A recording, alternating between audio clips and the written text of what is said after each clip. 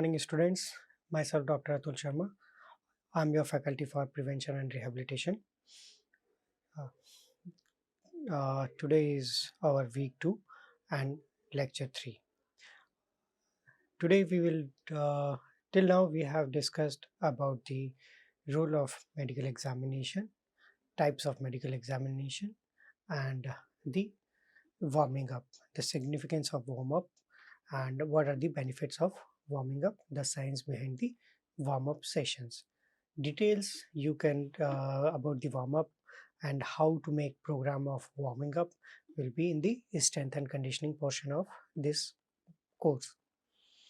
uh, I have taught you about the science behind the what is the basic science behind the warming up.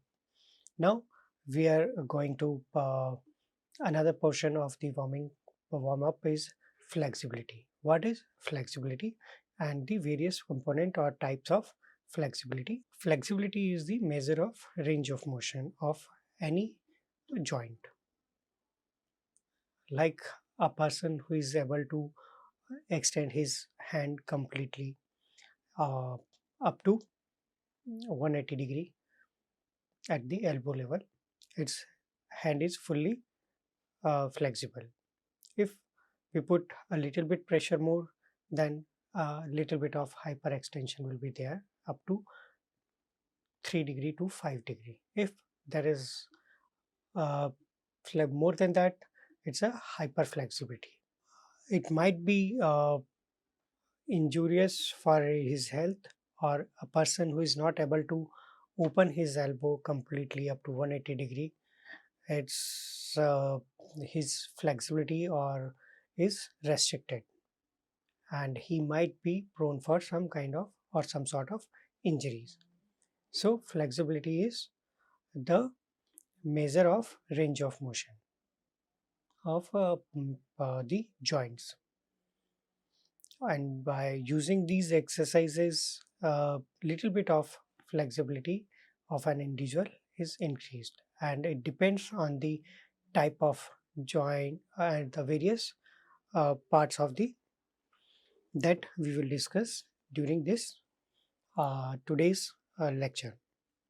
So flexibility is measurement or measure of range of motion, and it's a two type: static flexibility and dynamic flexibility. So in static flexibility, the gravity or the external force comes into the play, and they do the range of motion activity. Under this, there is no volunteer muscle activation. Like you open your hand, or somebody is passively moving your hand. So in the static activity, there is no voluntary muscle contraction. Now, not an agonist muscles and the not the antagonist muscles. For this, external force is required, and it's a kind of a passive movement. And while dynamic uh, flexibility or dynamic, it's a active voluntary movement is required, and generally the dynamic flexibility is greater than the static flexibility and required voluntary muscle contractions. Like you might have been doing the tricep stretch or the bicep stretch for stretch of for the quadriceps. You just lift your leg and stretch your uh, thighs. So this is a static stability, or a cobra pose is a static uh, flexibility exercise for your arms and your lower back and your chest. And while you are walking and lifting your one leg above chest level up to chest level is a some sort of dynamic flexibility exercise. So the major question appears is which flexibility exercise has to be chosen for the athlete, either static, Some say static exercise are not. So static flexibility exercise are not good, and some say dynamics are very good. So it is not like that. It depends on which type of sports you are playing, or which training conditions, which training part you are. Accordingly, those static exercise or dynamic flexibility exercise, one has to choose. Like you are beginning with the, you are just started your session, or you are just choosing your game. So best is it's you start with static exercise, just hold for 15 to 30 seconds and then progress. As you achieve a particular level of your range of motion, then you can progress to the dynamic exercises.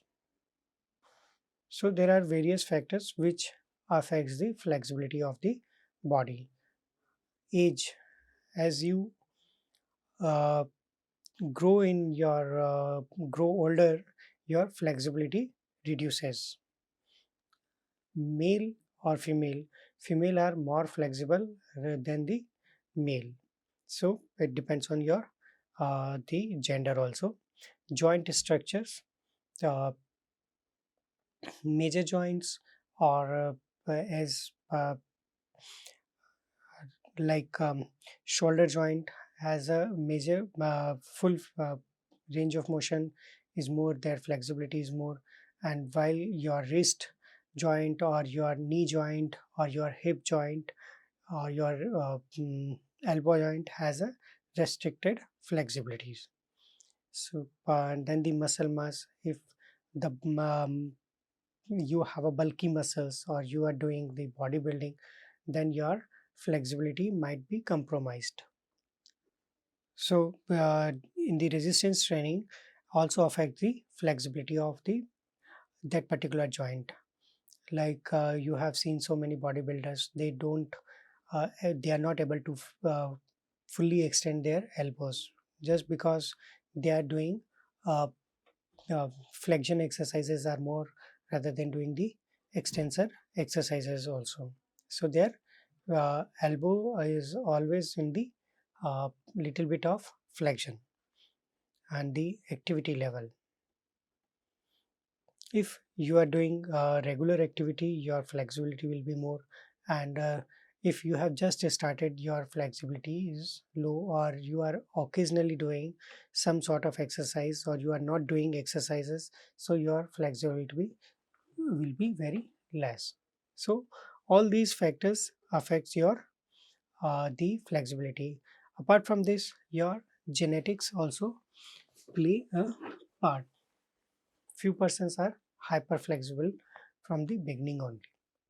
So now the question comes, how many times one has to do flexibility exercise, static exercise, how long he can hold, or the dynamic exercises.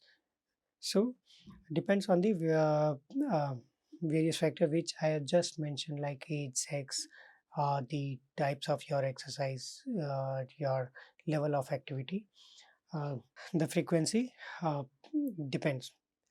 And in general, the static exercise or static stretching exercises or static flexibility exercise, one can do hold for 15 to 30 seconds, not more than or beyond that. After that, the benefit and is not much, rather than sometime it harms the body. And holding more than 30 seconds, sometime it uh, negatively affect that joint, or sometime that uh, particular tendon or ligament got broken or got weakened also.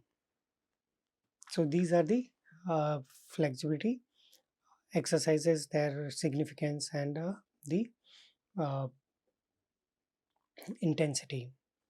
Now in the we will do study about or discuss about the conditioning.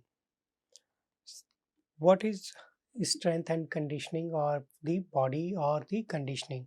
Conditioning is a part of periodization under which we prepare our body for the upcoming or the particular sports, so our performance or our body can uh, resist, our body can uh, our body be prepared for that sporting activity or that competition.